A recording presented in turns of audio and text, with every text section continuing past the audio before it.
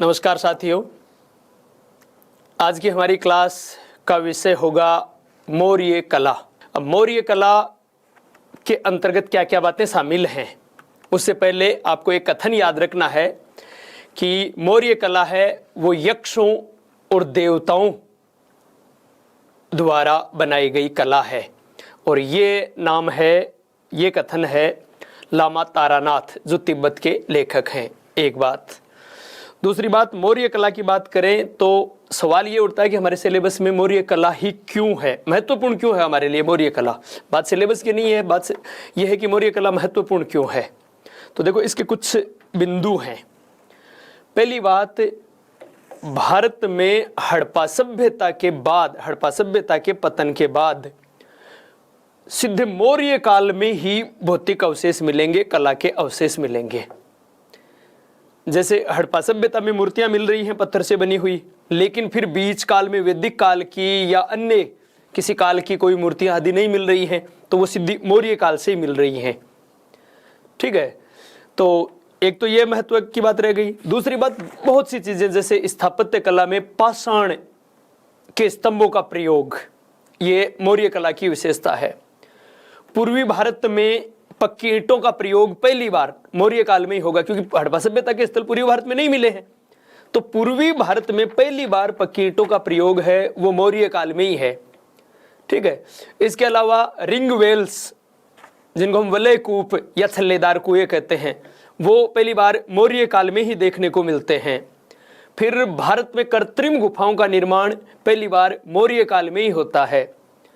पाषाण स्तंभ, जिनकी मैं पहले भी चर्चा कर चुका हूं कि स्थापत्य में भी पाषाण स्तंभों का प्रयोग पहली बार मौर्य कला में है, तो स्वतंत्र रूप से भी पहली बार पाषाण स्तंभ हैं वो मौर्य काल में ही है, अशोक के स्तंभ। हालांकि हड़प्पा सभ्यता में धोलावीरा से एक स्तंभ मिल रहा है, एक स्तंभ के 6 टुकड़े मिल रहे हैं, लेकिन वो अपवाद है। उसके अलावा सीधे मौर्य काल में ही हमें ये स्तंभ देखने को मिलते हैं। ठीक है, तो हम मौर्य कला की चर्चा करें उससे पहले कुमार स्वामी ने मौर्य कला को 2 भागों में बांटा है। कुमार स्वामी ने, विभाजन करने वाला व्यक्ति कौन है? कुमार स्वामी। और कुमार स्वामी ने मौर्य कला को 2 भागों में विभाजित किया है।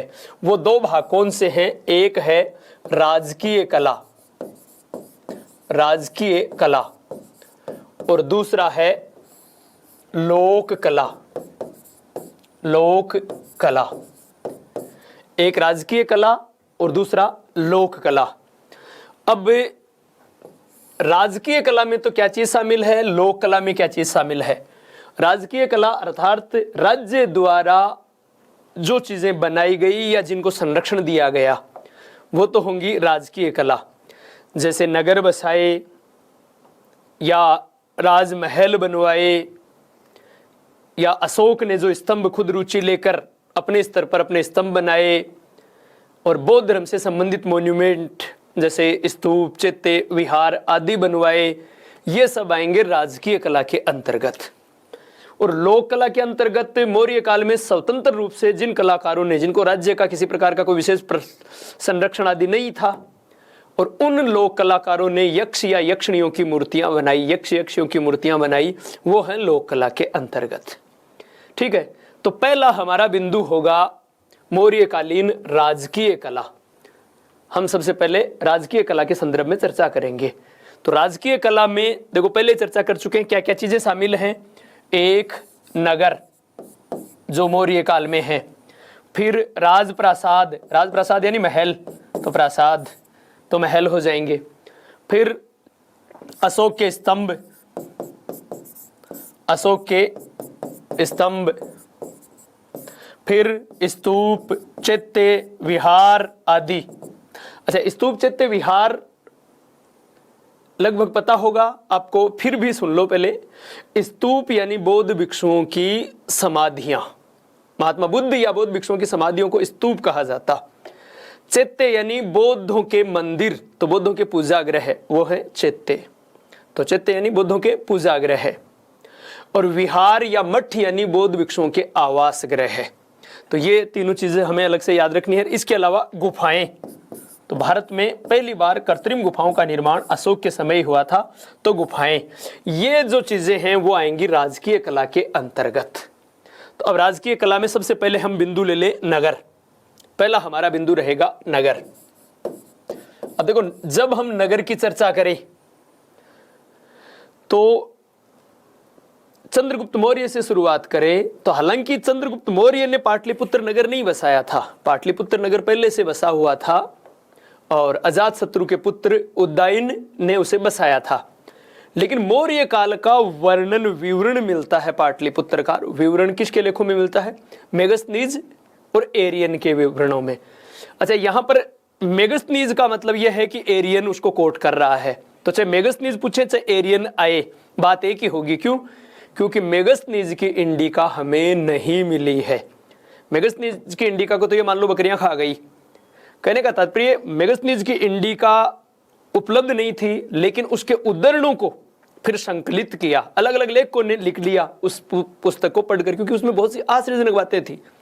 तो परिणामतः एरियन, जस्टिन, प्लूटार्क, डियोडोरस, उन लोगों ने अपनी पुस्तकों में उसका उदाहरण दिया। और इवन एरियन ने तो इंडिका नाम से ही अपनी एक अलग पुस्तक लिख दी मेगस्थनीज के उदाहरणों को देते हुए। और उन सब उदाहरणों को एक करके फिर श्वानवेक नाम के व्यक्ति ने संकलन किया और वापस इंडिका लिख दी। तो खैर, यहां पर मेगस्थनीज का नाम आए चाहे एरियन का आए, बात एक ही है। ये ध्यान रखना है हमें कि मेगस्थनीज, एरियन ने जो बातें लिखी हैं भारत के संदर्भ में, वो मेगस्थनीज की बुक में पढ़े थे और फिर उसने लिखे हैं। तो मेगस्थनीज की बुक नहीं मिली, लेकिन एरियन ये कह रहा है कि मेगस्थनीज के अनुसार। इसका मतलब मेगस्थनीज के अनुसार कह दो चाहे एरियन के अनुसार कह दो, ये बात ध्यान रखनी है। तो मौर्यकालीन मुख्य रूप से हम बात कर रहे हैं पाटलिपुत्र की। पाटलिपुत्र स्थापित तो पहले हो चुका है, लेकिन मौर्य काल में इसका विवरण प्राप्त होता है मेगस्थनीज या एरियन के विवरण से। और उनके अनुसार यह नगर गंगा और सोन नदियों के किनारे बसा हुआ था। गंगा और सोन नदियों के किनारे बसा हुआ था और यह नगर 80x18 स्टेडिया में फैला हुआ था, यानी 5 स्टेडिया बराबर 1 किलोमीटर। तो हम ये कह सकते हैं कि ये हो गया 16 और ये गुणा 3 पॉइंट कुछ आ जाएगा, तो ये किलोमीटर में आ जाएगा, किमी। तो यहाँ हमें ये ध्यान रखना कि उन्होंने स्टेडिया माप की इकाई है, तो 80x18 स्टेडिया में ये नगर फैला हुआ था। पाटलिपुत्र और गंगा और सोन नदियों के किनारे था। ठीक है। इस नगर के चारों ओर एक लकड़ी का विशाल प्रकोटा था। इस प्रकोटे के प्रमाण भी मिल रहे हैं, अभी हम चर्चा करेंगे, आगे बात आएगी। तो एक विशाल प्रकोटा था। इस प्रकोटे में 64 प्रवेश द्वार थे और इस प्रकोटे पर दीवार पर 570 बुर्ज बने हुए थे। यह जानकारी कौन दे रहा है? मेगस्थनीज और एरियन। मेगस्थनीज और एरियन, इनके द्वारा यह जानकारी दी जा रही है कि 570 बुर्ज बने हुए हैं और निगरानी के लिए, और 64 प्रवेश द्वार बने हुए हैं जो लकड़ी का प्रकोटा है उसमें। तो एक तो ये पाटलिपुत्र नगर का, इसके अलावा और भी जैसे कि 60 फुट गहरी खाई जो कि 600 फीट चौड़ी खाई है जो पानी से भरी हुई है, इस प्रकार का अलग विवरण मिल रहा है। तो खैर, हमें मोटे मोटे तौर पर यह ध्यान रखना है कि पाटलिपुत्र नगर है वो गंगा और सोन नदियों के किनारे था। मौर्य काल की जो राजधानी है, और वो 80x18 स्टेडिया में फैला हुआ था मेगस्थनीज के अनुसार, और उसमें 500, उसके चारों ओर लकड़ी का एक प्रकोटा था। उस प्रकोटे में 570 बुर्ज बने हुए थे और 64 प्रवेश द्वार बने हुए थे। ठीक है, ये विवरण पाटलिपुत्र के संदर्भ में है। इसके अलावा हमें यह ध्यान रखना है कि अशोक ने भी 2 नगर बसाए थे। एक तो कश्मीर की राजधानी श्रीनगर है, वो अशोक ने बसाई कलहण के अनुसार या कलहण की राजतरंगिणी के अनुसार। श्रीनगर है वो अशोक ने बसाया है। दूसरा, नेपाल में देवपाटन या ललित पाटन नामक नगर बसाया था। हालांकि मूलतः अशोक की पुत्री चारुमती ने बसाया था, लेकिन हमें क्योंकि काल अशोक का है तो इसलिए अशोक ने नेपाल में देवपाटन या ललित पाटन नगर बसाया था। तो ये बात तो रही नगर स्थापत्य के संदर्भ में। फिर बारी आती है प्रासाद, राजप्रासाद या महल के संदर्भ में। अगला हमारा बिंदु होगा राजप्रासाद या महल। राजप्रासाद या महल। अब देखो, इस संदर्भ में पहली बात, मौर्य काल के महल का विवरण बहुत से स्रोतों में मिलता है। इवन इन लोगों ने भी, मेगस्थनीज और एरियन ने भी ये कहा है कि चंद्रगुप्त मौर्य का महल 80 स्तंभों का था। तो 80 स्तंभों के महल का उल्लेख किया है, 80 स्तंभों के महल का उल्लेख किया है एरियन और मेगस्थनीज ने। फिर प्राय हम वृत्तांतों में सुनते हैं कि इस प्रकार से उसका रोज उस महल में शयन कक्ष बदल दिया जाता था चंद्रगुप्त मौर्य का सुरक्षा कारणों से।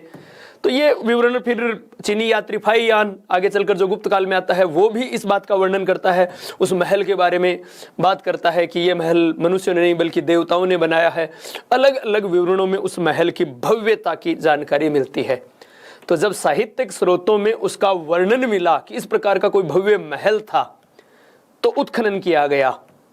अब पाटलिपुत्र, चूंकि राजधानी थी पाटलिपुत्र, यह माना गया कि वर्तमान पटना ही पाटलिपुत्र था, तो इसलिए पटना के समीप इर्द गिर्द जब खुदाई की गई तो उस महल के अवशेष मिल गए। उस महल के यानी इन्होंने तो 80 स्तंभ भी बताए थे, 3 चरणों में 81 स्तंभ मिल गए, जिनमें से 80 तो एकदम सही अवस्था में है, तो एक स्तंभ घटिया आगो बेरोगी नहीं है। खैर, कहने का तात्पर्य कि जिन 80 स्तंभों वाले महल का वर्णन किया था वो 80 स्तंभ तो हमें मिल चुके हैं। अब आप ये कहोगे साहब दीवार कैसे नहीं मिली, दीवार लकड़ी की होगी, दीमक खा गई होगी, जो भी है, लेकिन बाकी वो 80 स्तंभ मिल रहे हैं, उनका विवरण जिसका कि इन यूनानी लेखों में मिलता है। तो ये अपने आप में एक बड़ी बात है। तो अब सवाल ये उठता है कि इस महल के अवशेष मिले कहां से हैं? तो मिले कहां से हैं? तो पटना के समीप ही, पटना के समीप कुम्रहार गांव है, कुम्रहार गांव से इस महल के अवशेष मिले हैं। अच्छा, ये महल चंद्रगुप्त मौर्य का है और अशोक के बारे में कहें तो भी अशोक का महल भी कुम्रहार से। अगर आपसे ये पूछें कि भाई अशोक के महल के अवशेष कहां से मिले हैं या चंद्रगुप्त मौर्य के महल के अवशेष, क्योंकि यही हो गया, तो इसलिए यहां यह ध्यान रखना है चंद्रगुप्त मौर्य का या अशोक के महल के अवशेष कहां से मिले हैं? पटना के समीप कुम्रहार गांव से। ठीक है, और यहीं पास से ही, पटना के समीप से ही बुलंदी बाग से उस लकड़ी के परकोटे के प्रमाण मिले हैं। पटना के समीप ही है बुलंदी बाग और वहां से लकड़ी के परकोटे के प्रमाण मिले हैं। तो महल के प्रमाण कहां से हैं? कुम्रहार गांव से। और उस लकड़ी के परकोटे के प्रमाण कहां से हैं? बुलंदी बाग से। यहां से परकोटे के प्रमाण, उस दीवार के प्रमाण जो कि पूरे नगर को घेरे हुए थी, तो उस दीवार के प्रमाण मिल रहे हैं बुलंदी बाग से। अब कई बार क्या होता है कि बात पूछ ली महल के प्रमाण कहां से मिले हैं, कुम्रहार नहीं होता ऑप्शन में तो बुलंदी बाग हो जाएगा, होता है ऐसा। और दोनों ही नाम नहीं हो तब क्या होगा? वहां पर पाटलिपुत्र या पटना। कहां से मिले हैं? तो पटना से, पटना या पाटलिपुत्र से मिले हैं, बात एक ही है। लेकिन मुख्य रूप से हमें ध्यान रखना है पटना के समीप कुम्रहार गांव से चंद्रगुप्त मौर्य या अशोक के महल के अवशेष मिले हैं। पटना के समीप बुलंदी बाग से मौर्य काल के परकोटे के प्रमाण मिले हैं। क्लियर है? सही, मेरे ख्याल से दिक्कत नहीं। ठीक है, तो ये बात हमें ध्यान रखनी है। अब इस महल के संदर्भ में आपको 2 कथन याद रखने हैं। एक तो एरियन ने अपनी पुस्तक में लिखा है कि यह महल सूसा और एकबतना के महलों से कहीं अधिक भव्य है। उस समय ईरान के सूसा और एकबतना जो हकमनी राजवंश के केंद्र थे, उनके महल दुनिया में आदर्श होते थे। अब एरियन ये कह रहा है कि उन महलों से भी कहीं अधिक भव्य है चंद्रगुप्त मौर्य का महल, कि सूसा और एकबतना के महलों से भी कहीं अधिक भव्य है। तो एक बात तो ये कह रहा है। दूसरी बात, आगे चलकर एक चीनी यात्री गुप्त काल में आया था चंद्रगुप्त विक्रमादित्य के समय। 2 प्रसिद्ध चीनी यात्री हैं जो आपके सिलेबस में हैं, ह्वेनसांग और फाहियान। तो फाहियान और ह्वेनसांग कौन किसके काल में आया? एक चंद्रगुप्त विक्रमादित्य के काल में, एक हर्ष के काल में। देखो थोड़ी सी आगे चर्चा करें, पहले इसको निपट लें, मिक्स नहीं होगा कि कौन किसके। इतिहास की सबसे बड़ी बात, एक विशेषता ये होगी कि कोई चीज आपस में मिक्स नहीं होगी, उसको हम आगे डिस्क्राइब करें। पहले इस बात से निपटें कि एरियन ने कहा कि यह महल सूसा और एकबतना के महल से कहीं अधिक भव्य है। तो प्राय पूछते हैं किसके महल के संदर्भ में? तो चंद्रगुप्त मौर्य के महल के संदर्भ में, बात एक। दूसरी बात, फाहियान का कथन आए कि यह महल मनुष्यों ने नहीं बल्कि देवताओं और राक्षसों ने बनाया है। कई बार हम क्या करते हैं, केवल देवता शब्द जोड़ते हैं कि यह महल मनुष्य ने नहीं बल्कि देवताओं ने बनाया है। तो अगर ऐसी बात है कि ये महल किसके, यानी ये फाहियान ने किसके संदर्भ में कहे, किसके महल के संदर्भ में? तो चंद्रगुप्त मौर्य के महल के संदर्भ में, और चंद्रगुप्त ना हो तो अशोक हो जाएगा कि अशोक के महल के संदर्भ में ये बात कही गई है। क्लियर है? चलो खैर, अब बात करें कि क्योंकि आपके गड़बड़ ना हो कि कौन से चंद्रगुप्त के काल में आया ये फाहियान, क्योंकि फाहियान गुप्त काल में आया है न कि मौर्य काल में आया है। ये देखो दो व्यक्ति हैं, आपको थोड़ा सा ध्यान ये रखना है। दो व्यक्ति हैं, एक है फाहियान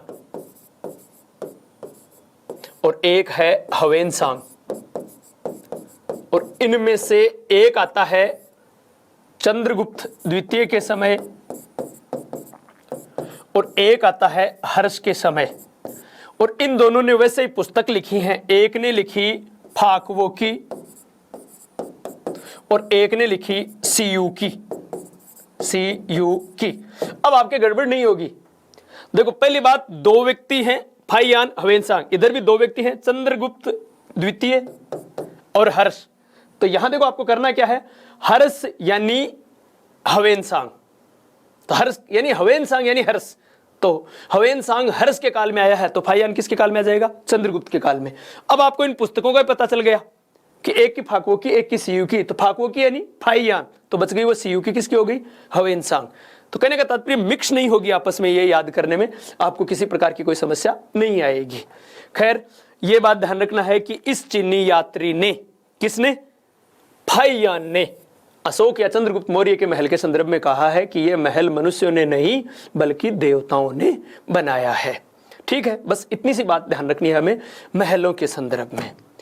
फिर उसके बाद में अगला हमारा बिंदु होगा, वो होगा अशोक के स्तंभ। अशोक के स्तंभ। अब अशोक के स्तंभ देखो, इनके बारे में कुछ विशेष बातें हमें ध्यान रखनी है अशोक के स्तंभ के संदर्भ में। अशोक के स्तंभ, पहली बात, अशोक को स्तंभ बनाने की प्रेरणा एक ईरानी सम्राट है दारा या डेरियस प्रथम से मानी जाती है, क्योंकि पहले दारा पहले है अशोक से, और उसके स्तंभ पश्चिमोत्तर क्षेत्र से मिल रहे हैं, तो इसका मतलब कि दारा से प्रेरणा मिली है अशोक को। हालांकि दोनों के स्तंभ भिन्न हैं, लेकिन प्रेरणा स्रोत माना जा सकता है अभिलेखों का या फिर स्तंभों का। तो एक बात।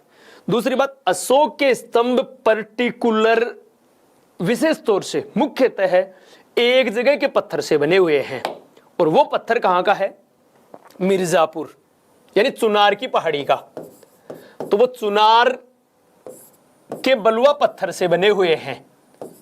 अशोक के स्तंभ है वो मुख्यतः चुनार के बलुआ पत्थर से बने हुए हैं, और चुनार कहां है? मिर्जापुर उत्तर प्रदेश में। तो अशोक के स्तंभ मुख्यतः चुनार के बलुआ पत्थर के बने हुए हैं। ये एक बड़ी बात हो गई, विशेषता हो गई। ठीक है, शायद कोई दिक्कत नहीं। फिर उसके बाद में यह ध्यान रखना है कि अशोक के स्तंभ एकास्मक है। एकास्मक का मतलब एक ही पत्थर से बने हुए हैं। हालांकि देखो जीके में तो हम ये ध्यान रखेंगे कि अशोक के स्तंभ एकास्मक हैं, अशोक के स्तंभ एकास्मक हैं, ये बात ध्यान रखेंगे।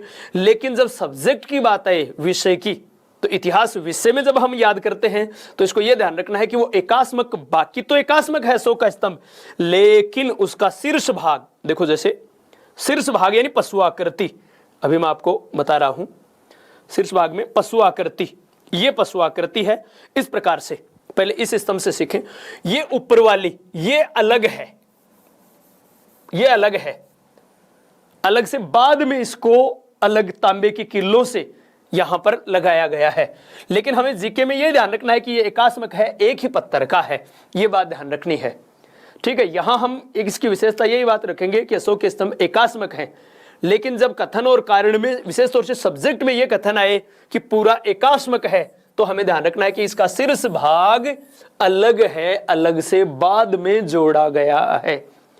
ठीक है, जीके में तो अगर कथन और कारण की बात आए तो भी हमें ध्यान रखना है कि ये एकास्मक है, इतनी बात। और सब्जेक्ट में यह ध्यान रखना है कि ये एकास्मक न होकर ये शीर्ष भाग अलग से तांबे की किलो से जोड़ा गया है। बस इतनी बात ध्यान रखनी है। खैर इसकी चर्चा हम आगे इस स्तंभों के संदर्भ में जब जब प्रसंग आएगा तब बात करेंगे। ठीक है, फिर अगला हमारा बिंदु होगा, तो पहली बात, ये चुनार के बलुआ पत्थर से बने हुए हैं अशोक के स्तंभ। चुनार के बलुआ पत्थर से बने हुए हैं, फिर एकास्मक हैं यानी एक ही पत्थर के बने हुए हैं सिवाय शीर्ष भाग को छोड़कर।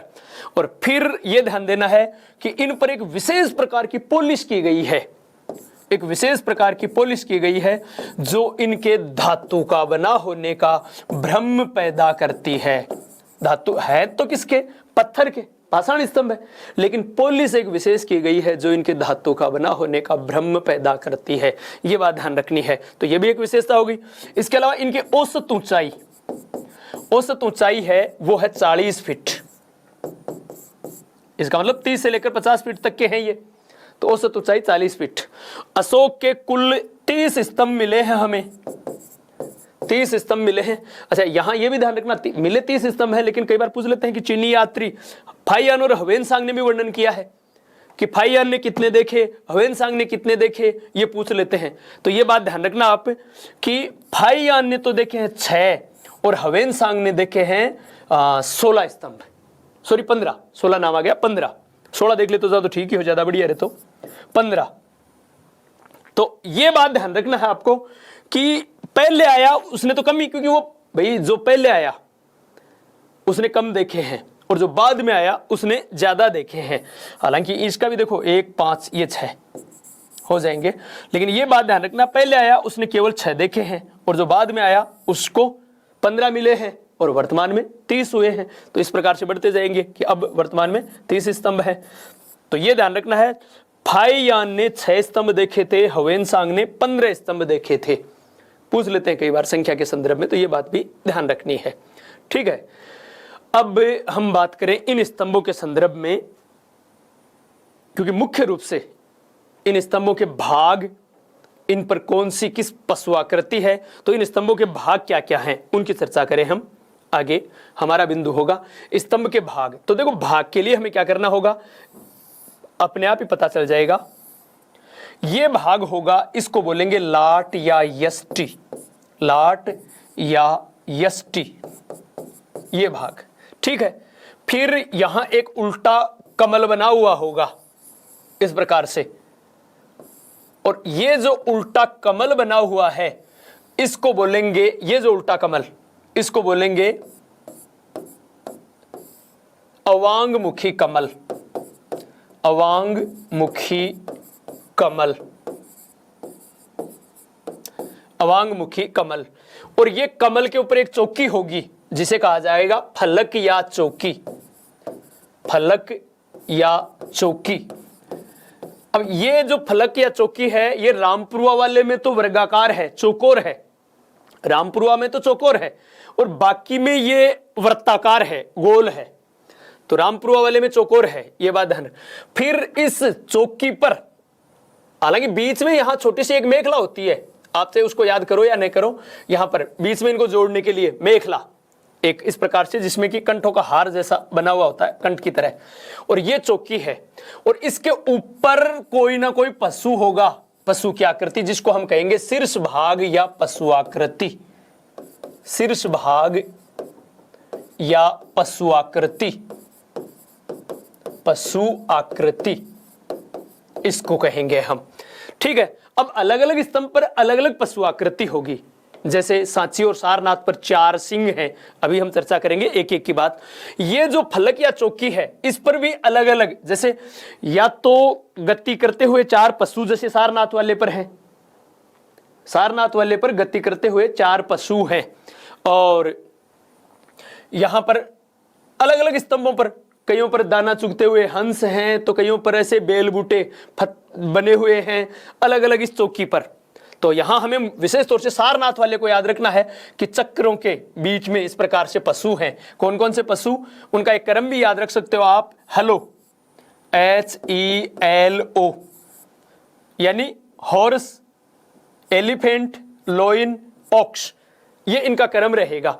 क्रम का मतलब देखो, क्रम तो गोलाकार है इसलिए कोई विशेष क्रम नहीं होगा, कहां से भी शुरू कर सकते हैं, ये हमें ध्यान देना होगा कि देखो इसको थोड़ा सा ऐसे समझो, जैसे ये चौकी गोल है और इस पे ये 4 चक्र बने हुए हैं जिनमें कि 24 तिलियां हैं गतिमान, और इन पर दौड़ते हुए 4 पशु हैं। अब दौड़ते हुए 4 पशु कौन से हैं, तो मैंने कहा हेलो, तो यहां से चलो आप HELO,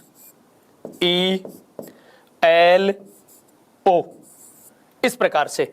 मतलब घोड़ा, हाथी, शेर और बैल ये पशु हैं। अब अगला कहां से ले रहा है क्रम? अगर यहां से शुरू करें तो इस प्रकार से ऐसे चलता रहेगा ये क्रम, कहीं से भी। ये 4 पशु हैं, इसको चित्र में देख लो आप, अलग अलग सभी स्तंभों को देख लेते हैं हम शीर्ष भाग में। देखो सबसे पहले ये सारनाथ स्तंभ, ये सारनाथ स्तंभ, नीचे लाट तो नीचे रह गई, जो लंबा भाग है वो तो नीचे रह गया लाट। फिर बीच में ये है अवांगमुखी कमल, ये अवांगमुखी कमल कहेंगे इसको यहां पर।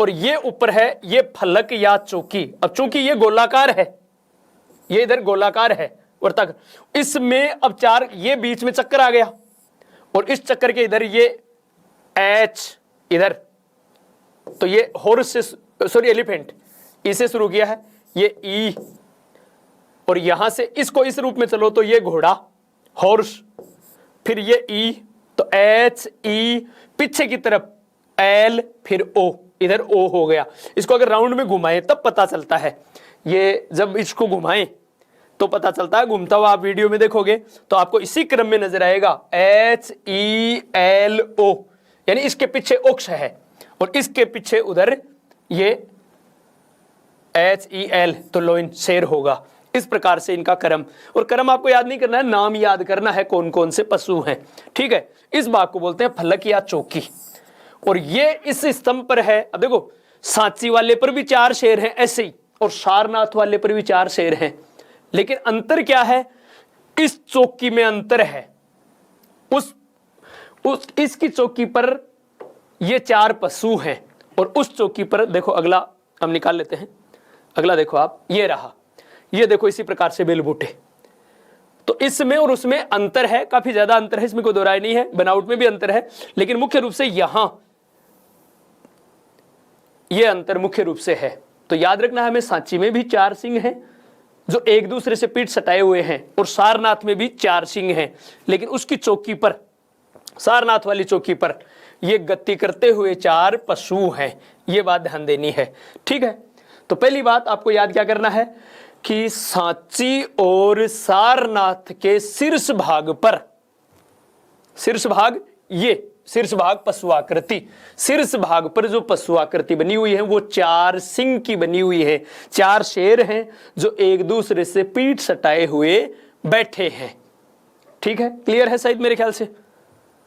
बैठे हैं मतलब इस प्रकार से कि आगे के पंजे उनके और पीछे से बैठे हुए हैं, तो इस प्रकार से आकृति होगी।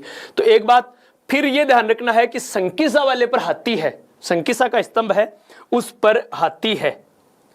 ये देखो, ये संकिसा, संकिसा के स्तंभ पर हाथी है, इसकी भी ये गोलाई में ही है, ये संकिसा वाले पर हाथी है, हालांकि हाथी की सूंड टूट चुकी है, लेकिन संकिसा वाले पर हाथी है, ठीक है। फिर उसके बाद में ध्यान रखना है रामपुरवा, रामपुरवा में 2 हैं, एक लेख युक्त, एक लेख विहीन। जो लेख विहीन है उस पर वृषभ है, ये बैल है रामपुरवा वाले पर, और इस पर ये इस प्रकार से, ये देखो ये भी गोली है, रामपुरवा वाले पर ही बेल बूटे बने हुए हैं, तो ये रामपुरवा का है। अच्छा ये भी ध्यान रखना, ये वर्तमान में, क्योंकि इसकी रामपुरवा स्तंभ की लाट तो है नहीं, और ये भाग है कौन सा? शीर्ष भाग, और ये राष्ट्रपति भवन में है वर्तमान में। तो ये बात भी बाय द वे अगर पूछें तो ये वर्तमान में राष्ट्रपति भवन में है, ठीक है। तो ये रामपुरवा। फिर अब देखो, अब याद करने के लिए आपको ध्यान यही रखना है विशेष तौर से इन स्तंभों का 4 का, सांची और सारनाथ में 4-4, मैं लिख देता हूं बोर्ड पे, देखो आपको यह ध्यान रखना है, पहले सांची और सारनाथ, इन पर तो क्या है 4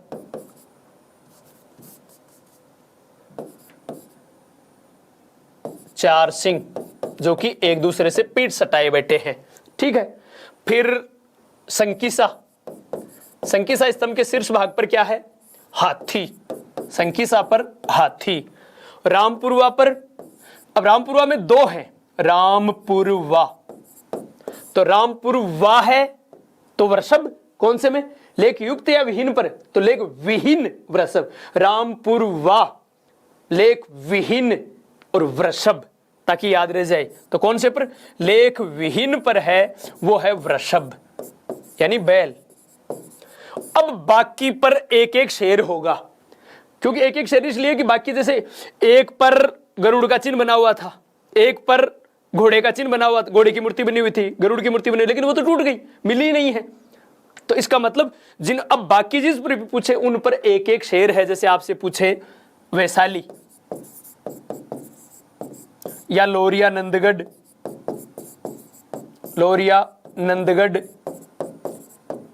या रामपुरवा, कौन सा लेख युक्त, रामपुरवा जो कि लेख युक्त है। तो देखो विहीन वाले पर वृषभ है, बाकी इन तीनों पर एक एक शेर, एक एक शेर। तो याद करने में शायद मेरे ख्याल से दिक्कत नहीं रहेगी। दोबारा देखो, सांची सारनाथ पर चार चार सिंह, संकिसा में हाथी। ये हम शीर्ष भाग की बात कर रहे हैं, जो ऊपर वाला भाग है जिस पर किसी न किसी पशु की आकृति बनी हुई है। तो वहां सांची सारनाथ पर चार चार सिंह, संकिसा में हाथी, रामपुरवा में वृषभ, वैशाली में शेर, लोरियानंदगढ़ में भी एक शेर, और रामपुरवा जो लेख युक्त है उसमें भी एक शेर। तो रामपुरवा से दो हैं।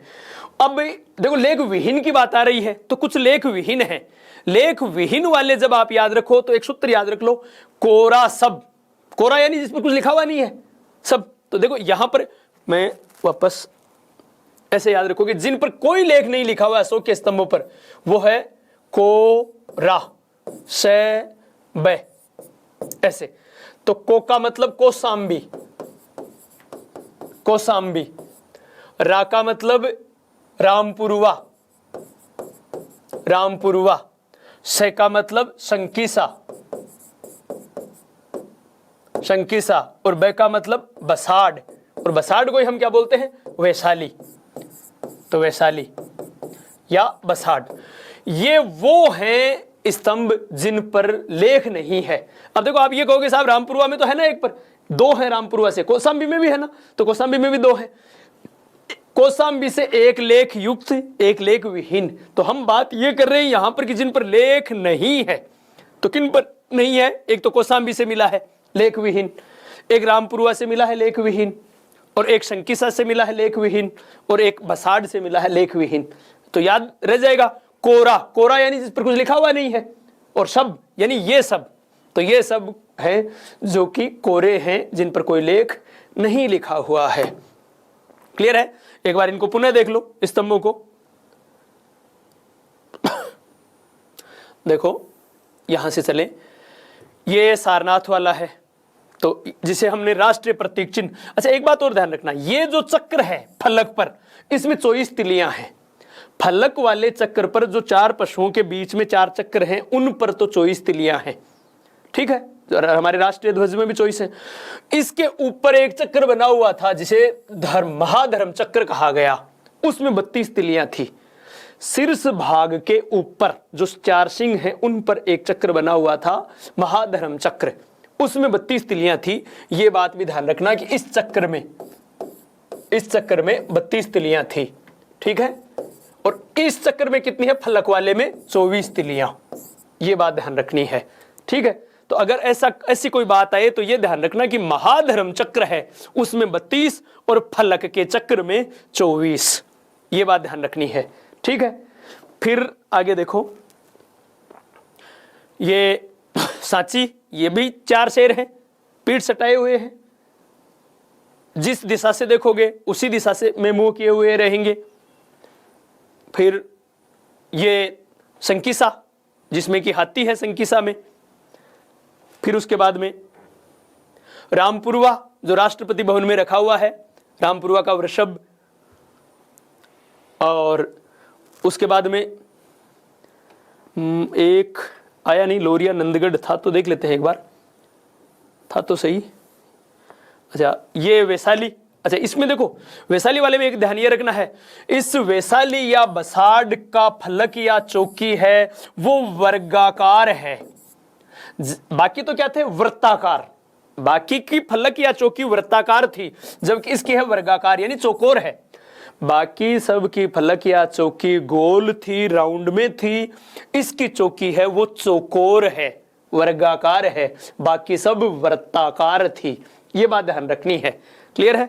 ऐसे ही ये लोरिया नंदगढ़, अब देखो इसमें ये जो चौकी है गोल है, इसमें दाना चुगते हुए हंस हैं।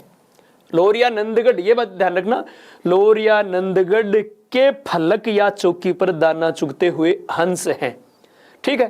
फिर सांची और सारनाथ में ये बात ध्यान रखना, सांची और सारनाथ वाले में तो 4 पशु हैं गतिशील अवस्था में 4 चक्रों के साथ, जिसका मैंने सूत्र बताया था हेलो, HELO। तो यही उन पशुओं का क्रम रहेगा। और उस पे सांची वाले पर ऐसे बेल बूटे, पत्ते, फूल बने हुए हैं। तो ये अंतर रहेगा। ये है लोरिया नंदगढ़। ठीक है? तो ये बात रही अशोक के इन स्तंभों के संदर्भ में, जो कि हमें पूछी जा सकती हैं मुख्य मुख्य बातें। ठीक, अब इसके बाद में अगला बिंदु हमारा होगा स्तूप। स्तूप में देखो, स्तूप के संदर्भ में जब हम बात करें तो ये सांची का स्तूप है, मौर्य काल का ही। इसमें देखो ये स्तूप यानी बौद्ध भिक्षुओं की समाधि, इसके चारों ओर इधर एक प्रदक्षिणा पथ होगा। ये प्रदक्षिणा पथ जहां से या जो फेरी लगाते हैं एक प्रकार से, तो वो तो प्रदक्षिणा पथ है। और इधर ये थोड़ा सा प्रवेश द्वार दिखाई दे रहा है, तोरण द्वार। इसमें हमें ये चीज याद नहीं करनी, सबसे हमारे लिए मुख्य है ये चीज। ये स्तूप का सबसे पवित्र भाग है जहां पर अस्थि अवशेष रखे जाते हैं एक कलश में। ठीक है? और उस कलश वाली जगह को जहां रखा जाता उसको कहा जाता है हर्मिका। ये बात ध्यान रखना है, उसको कहा जाता है हर्मिका। ठीक है? तो पहली बात हमें यह पता होना चाहिए कि स्तूप क्या है। बौद्ध भिक्षुओं की या महात्मा बुद्ध की समाधियां, जो एक उल्टे कटोरे के समान, एक थूप यानी थूहा, जैसे ऊंट का थूहा इसी प्रकार से होता है, तो उस आकृति के ये बने हुए होते हैं। ठीक है? अब यहां एक बड़ी बात आपको याद ये रखनी है कि एक बौद्ध ग्रंथ है दिव्यावदान। उस दिव्यावदान के अनुसार अशोक ने 84,000 स्तूप बनवाए थे। किस ग्रंथ के अनुसार? दिव्यावदान के अनुसार। और फाहियान ने भी इसका समर्थन किया है। यह भी ध्यान रखना कि इसका मतलब दिव्यावदान और फाहियान के अनुसार अशोक ने 84,000 स्तूप बनवाए थे, जबकि बुद्ध घोष की पुस्तक सुमंगल विलासनी के अनुसार अशोक ने 84,000 विहार बनवाए थे। इसको देखो ऐसे समझो कि दिव्यावदान के अनुसार तो अशोक ने 84,000 स्तूप बनाए थे। ठीक है? और फाहियान भी इसका समर्थन कर रहा है। इसका मतलब फाहियान के अनुसार भी अशोक ने 84,000 स्तूप बनवाए थे। लेकिन सुमंगल विलासनी, जो किसकी पुस्तक है? बुद्ध घोष की। सामंत पासादिका, सुमंगल विलासनी, ये बुद्ध घोष की पुस्तक है। तो सुमंगल विलासनी, इस पुस्तक के अनुसार उसने 84,000 विहार या मठ बनवाए थे। ठीक है? हालांकि ज्यादा यही माने कि उसने 84,000 स्तूप बनवाए थे, और जिनमें प्रमुख जो स्तूप हैं, जैसे सांची का है, सारनाथ का धर्मराज्य का स्तूप है, या भरहूत का स्तूप है, ये उसके जो मौर्य काल में बने हुए स्तूप हैं। और जिनमें से ये सांची का स्तूप है, ये सांची के स्तूप का चित्र है। ठीक है? फिर अगला बिंदु होगा हमारा गुफाएं, मौर्य काल की गुफाएं। ठीक है? और मौर्य काल की गुफाओं के संदर्भ में हम बात करें, मौर्य काल की गुफाएं, तो गुफाओं में हमें जो बातें ध्यान रखनी है, मौर्य काल की गुफाएं। पहली बात आपको यह ध्यान रखनी है कि भारत में कृत्रिम गुफाओं का, भाई प्राकृतिक गुफाएं तो पहले से ही हैं, अपने आप बनी है। भारत में कृत्रिम गुफाओं का निर्माण सबसे पहले अशोक ने ही करवाया था। ठीक है? इसका मतलब मौर्य काल में बनी है कृत्रिम गुफाएं। और जो मौर्य काल में कृत्रिम गुफाएं बनी हैं मुख्य रूप से अशोक और दशरथ के काल में। तो जो मौर्य काल की गुफाएं हैं वो पर्टिकुलर एक संप्रदाय विशेष को समर्पित हैं, और वो है आजीवक संप्रदाय। तो आजीवक संप्रदाय के लिए बनी है। और मौर्य काल में अशोक और दशरथ ने जो गुफाएं बनाई हैं वो बिहार में हैं। एक अशोक ने जो गुफाएं बनाई वो बिहार की बाराबर की पहाड़ी में है। बाराबर की पहाड़ी में किस संप्रदाय के लिए? आजीवक संप्रदाय के लिए। अब कौन कौन सी गुफाएं हैं, तो उसके लिए आपको एक सूत्र याद रखना है, KVS, केंद्रीय विद्यालय संगठन। यहां केंद्रीय विद्यालय संगठन नहीं होगा, KVS, के का मतलब कर्ण चौपड़, कर्ण चौपड़, कई बार इनको अलग भी कर देते हैं, कर्ण अलग चौपड़ अलग, तो कर्ण चौपड़ गुफा। फिर V का मतलब विश्व झोपड़ी गुफा, विश्व झोपड़ी गुफा। और इस S का मतलब सुदामा गुफा। तो ये KVS केंद्रीय विद्यालय संगठन न होकर कर्ण चौपड़, विश्व झोपड़ी और सुदामा गुफा, ये अशोक की बनाई हुई है। ठीक है, इसी पहाड़ी में, बाराबर की पहाड़ी में अशोक के पुत्र दशरथ ने एक अन्य गुफा का निर्माण करवाया, और वो गुफा है लोमस ऋषि की गुफा, लोमस ऋषि की गुफा। तो ध्यान रखना, ये बाकी की ये गुफाएं हैं, वो तो किसने बनाई हैं, ये गुफाएं बनाई हैं, इन गुफाओं का निर्माण तो करवाया है अशोक ने, जबकि ये गुफा किसकी है, दशरथ की। ये गुफा है दशरथ की, अशोक के पुत्र की। इस दशरथ ने, अशोक के पुत्र दशरथ ने एक अन्य पहाड़ी में 3 और गुफाओं का निर्माण करवाया है, और वो पहाड़ी है नागार्जुनी पहाड़ी, नागार्जुनी पहाड़ी। ठीक है, इस नागार्जुनी पहाड़ी में उसने गोपी गुफा, वापी या वाहिक गुफा और पदथिक गुफा, पदथिक गुफा, ये बनवाई है किसने, दशरथ ने। तो अब अगर पूछे, पहली बात यहां अगर प्रश्न ये पूछे कि ये 4 गुफाएं हैं और इनमें से कौन सी गुफा अशोक ने नहीं बनवाई, तो कौन सी, लोमस ऋषि गुफा अशोक ने नहीं बनवाई, किसने बनवाई, दशरथ ने। फिर ये 4 ऑप्शन दे दिए, 3 तो ये दे दिए, 1 ये दे दिया कि निम्न में से कौन सी गुफा जो दशरथ द्वारा बनाई हुई है लेकिन नागार्जुनी पहाड़ी में नहीं है, तो ये कहां हो गई, ये हो गई बाराबर की पहाड़ी में। क्लियर है, तो ये गुफाओं के संदर्भ में। तो ये बिंदु था हमारा लोक कला से संबंधित, और अब राजकीय कला से संबंधित। तो अब तक हमने राजकीय कला पर चर्चा की, और अब अगली क्लास में हम चर्चा करेंगे लोक कला और मौर्य काल का जो साहित्य है और अशोक के जो अभिलेख हैं उनके संदर्भ में चर्चा करेंगे। तब तक के लिए जय हिंद, जय भारत।